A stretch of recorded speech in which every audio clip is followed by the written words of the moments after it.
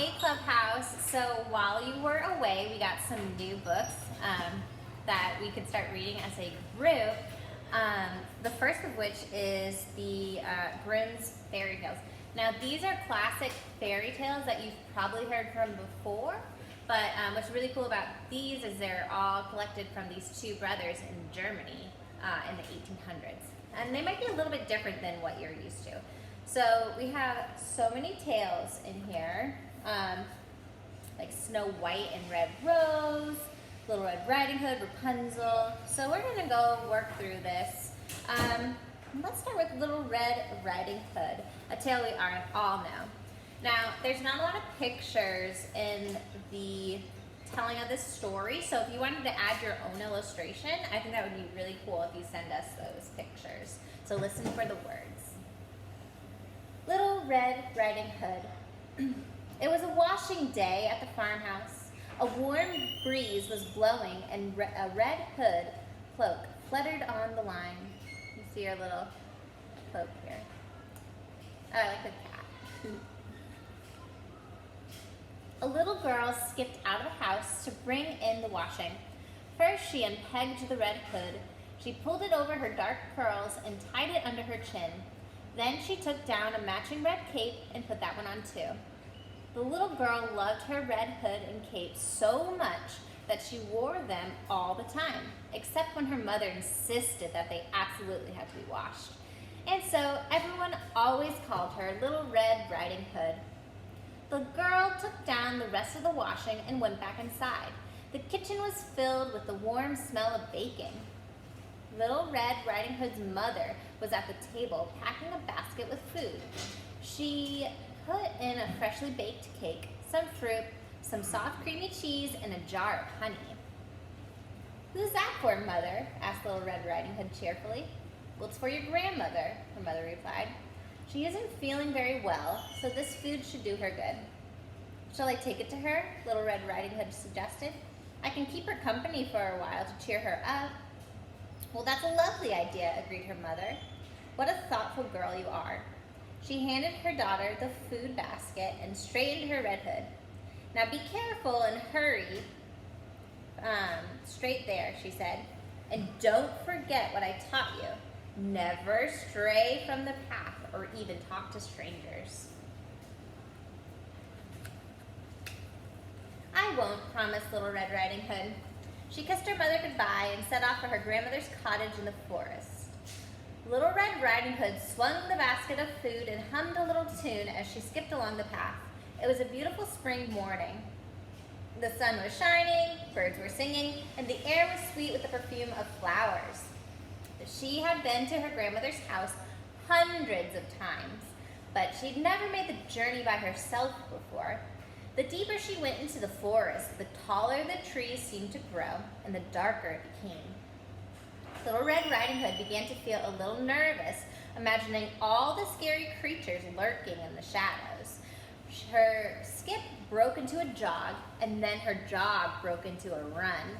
She was in such a hurry that she nearly ran straight into a huntsman. "Good morning, Little Red Riding Hood," he said. "What brings you to the forest today?" Little Red Riding Hood smiled. She liked the huntsman and was relieved to see a familiar face. "My grandmother is not feeling very well, so I'm taking her this basket of food. It's the first time I've walked there all by myself," she said. "What a kind, brave girl you are," said the huntsman. "I'm going that way myself, so we can walk together if you'd like." "That would be lovely," beamed Little Red Riding Hood. With the huntsman beside her, the forest didn't seem so dark and scary after all. "So what are you doing in the forest today?" she asked the huntsman. "I'm trying to catch a big, bad wolf," he replied. "He's a terrible nuisance, sneaking into people's farmyards and wrecking their vegetable patches and stealing their animals." "Oh dear," gasped Little Red Riding Hood. "I hope you catch him soon." Before long, they came to a fork in the path. "This is the turn to my grandmother's house," said Little Red Riding Hood. "Thank you for walking with me. I'll be fine on my own from here." So the huntsman said goodbye and went on his way. Alone again, Little Red Riding Hood looked around. It's such a beautiful day, she thought, and my poor grandmother is stuck in bed. A pretty bunch of flowers will cheer her up. Forgetting what her mother had told her, Little Red Riding Hood ran off the path into a cluster of nodding bluebells. She picked one, and then she saw some sunny yellow daffodils a little further away. Each time she picked a flower, she saw an even prettier one further and further on. She went deeper and deeper and deeper into the forest, away from the path. The girl was so busy picking flowers, she nearly ran straight into a wolf. Yelping, she jumped back in a fright. She had never seen a wolf before. "Good morning, little girl," said the wolf. "What are you doing in this deep, dark forest by yourself?" "I'm sorry," Little Red Riding Hood replied nervously.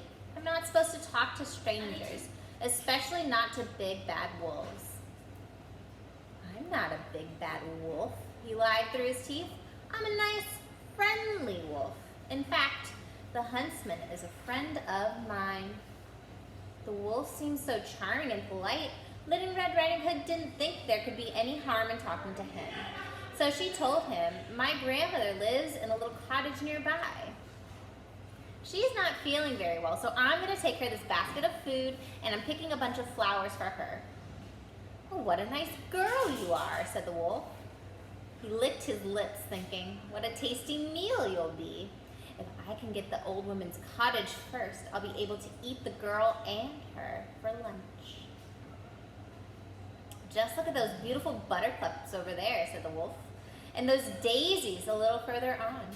Wouldn't they look lovely with your bunch of flowers?" "Oh, yes," agreed Little Red Riding Hood. She ran over to pick some. The wolf watched the little girl disappear into the forest. Then he raced ahead to her grandmother's cottage and knocked on the door. "Who's there?" came a frail old voice. "It's your granddaughter," said the wolf in a girlish voice. "I've brought you a basket of food for lunch." "What a sweet girl you are, Little Red Riding Hood," the old mother called back. "Please let yourself in. I'm too weak to get out of bed." So the wolf pushed open the door and stepped into the cottage. Without saying another word, the wolf went straight to the poor old woman's bed and gobbled her up.